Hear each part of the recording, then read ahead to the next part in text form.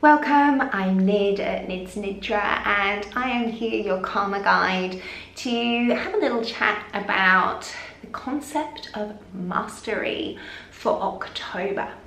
So for those of you who have known me for a while, I've just returned back to Australia after some travels, and I was finding that being back in the traveling retreat environment, catching up with people who I haven't seen for many years, was a real gift and a massive pleasure.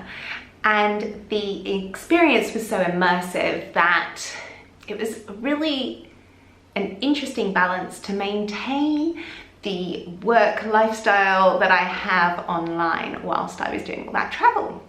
And amidst some other challenges that appeared around the internet and time zones, I took the opportunity to really see what the universe was asking me to learn and understand.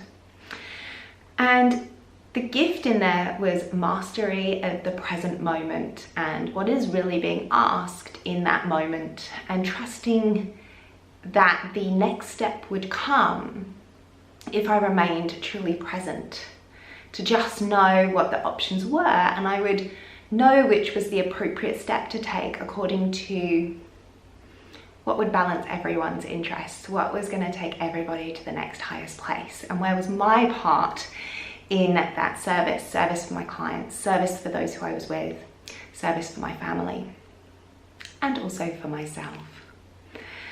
And it's this being really present to know the next step.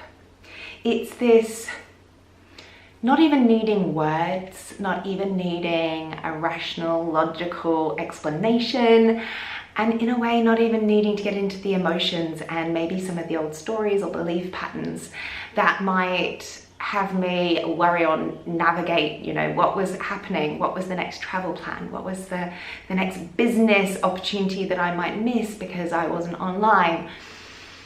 That by letting go of all of that and just being fully present with what was available in that moment, with all of its feelings, all of its excitement and apprehension and quietness, I could really accept and stand in being where I was in each moment, and trust that things were unfolding and that I was doing my part in their unfolding. And this to me is mastery. Mastery of really being alive in the present moment and allowing life to live through you, which is a beautiful phrase that comes from a Rumi poem.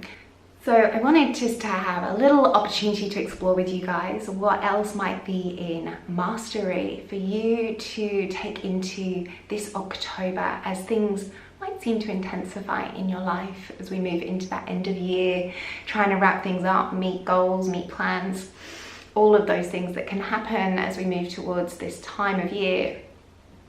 How can we be the masters of ourselves? How can we stand in our fullest presence and really trust that by doing that, we are allowing ourselves to really be a part of the greater good for everyone?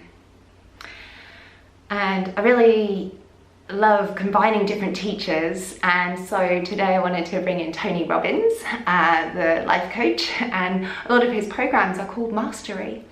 Mastery of many different aspects of life, but fundamentally what his teachings tend to come down to is mastery of yourself. What gives you that empowering feeling of who you are and how you can master your life. And that is his philosophy to create the life that you desire. This is a conscious choice that you are aware what is it you desire and how are you going to create that. And within making a conscious choice, we need to know what is it that is our current state, our feeling state, those beliefs that are running through us. What are the stories that we're telling ourselves and the kind of language that we're choosing that helps us to then program ourselves to take courageous action and move into those desires, that life that we want. And we use that principle in all aspects of life to help create and empower ourselves into this masterful life. So it's quite a simple triad that Tony Robbins is helping us to understand and check ourselves in with to make those conscious choices. So that might be a really easy way for you to just take those present moment check-ins. What is my state? How do I feel? What story am I telling myself? What are the words that I'm using in telling that story? And then how can I make actions and choices that move me towards my desires rather than staying in a different state? And we might need to change our state. And we can do that through movement often to shift our physiological state. So at the end of this video is a short movement sequence just to really challenge your state and have a bit of a laugh. So don't worry if it feels quite intense. It's just to give you a sense of that shifting your state so that you can then take a fresh look at what it is that those words are, those beliefs and stories, to help you move forwards in how you might like to enjoy your life. Coming into a wide squat as though you're riding a horse. Let your hands rest on your belly. And then begin to allow a little bounce in your legs. And then let your arms reach out to your sides, letting the upper body go left to right, like you're reaching to tap a wall on either side. Let the movement become more dynamic. Explore and play with moving the rib cage, letting the shoulders move, deepening the movement. And really let a swing and a sway happen through your spine, introducing twists. Big, full spinal movement and shoulder movement, but always keeping these legs grounded, still in this horse stance squat. Stilling the upper body, coming into some heel lifts. Noticing that strength in the legs through the front of the quads as you just raise and lower the heels, lifting the low belly, supporting the back. Use a point to gaze at to help you balance as you do this. And when you can, try and stay with the heels off the ground. And again, begin to introduce those arm movements and upper body, challenging your balance, challenging the ability of your legs to stay still in this squat. Observe any challenges, try and keep the hips low. Get playful with the upper body, exploring whatever movements feel called to in your arms, and then let those heels come down and move into tapping the toes, lifting the balls of the feet off, and you can add in swinging the arms, allowing a bit of a pumping movement, getting some rhythm, feeling the feet tapping to the ground.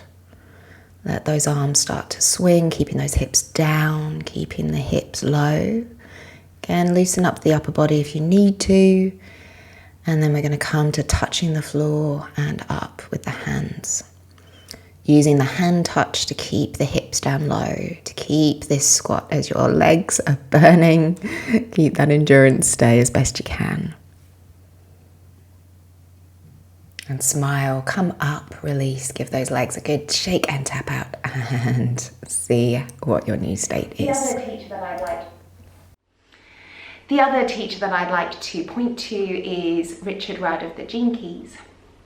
And his approach that, again, mastery is of a life lived well. And what a life lived well is different to each of us because it's our different soul, our different personalities, story in this lifetime, what karma it is that we've come here to resolve. And to me, these teachings point towards understanding our ability to adapt and be versatile in the present moment. That in the present moment, there's all choices available. And that if we really stay present to that moment, we can be as versatile as we need to what is there, and we can feel empowered because we know that we have all the resources in that moment that we need to make those choices, to have that dance of where we're going and what we're doing. And then we can really feel again like we're master of our conscious choice of how we're going to respond, how we're going to navigate and move forward. And that means that we are empowered by change and that we enjoy it. And that again, whatever there is that's going on, we have the mastery and the adaptability to navigate where it is we'd like to go in life. and then we can live well. But it's also about how we receive experiences. And this is a key part of the difference in the gene keys to a Tony Robbins approach, is to do with this receptivity of life, of allowing life to move through us, as I said, that Rumi quote. So that receiving state of letting experiences be as they are, really accepting and standing in what is, owning the emotions, owning those beliefs, those patterns, and saying, I can adapt, I can move, and I can dance with this. And so with that, we lose running from fear, and we begin to run from a place of love, of receiving everything as though it is a gift for us to move forwards with greater knowledge, with greater compassion for life. And in this process, we must surrender our mind, our ego's desires. We want to make space to allow for spontaneity and synchronicities to appear in our lives and give us new opportunities. And it's when we surrender, when we give that space for opportunities, that that present moment can present to us something we never perceived possible as the next step. And that often is so much better than anything our brain could have imagined and tried to make up. And that's because we're open and receiving to other people's ideas, the other wishes of the universe, of the collective mind, and what would be possible for all of us. So I invite you this month to use one of those two approaches, whether it's the Tony Robbins 3 triad approach to really move into your empowerment, or whether it's a little bit more of that gene keys, surrendering the mind and allowing yourself to receive spontaneity, to have space and time for opportunities to appear that maybe you've never once considered. But principally, if you can, taking the time, focusing your energy and your attention into this very present moment, and feeling the sacredness, the ritual of being in the present moment, and how that allows your life to unfold in the most beautifully lived well way. Have a wonderful month. And if you'd like to explore more support and resources for this topic, please pop over to the Embody Life Sanctuary, where you can receive meditations, movement practices, free community call, and other extra worksheets and workshop notes that we do in the community and sanctuary area. So click on the link below, and it would be lovely to welcome you into our very kind, contemplative and sweet community. Hope to see you there. Much love.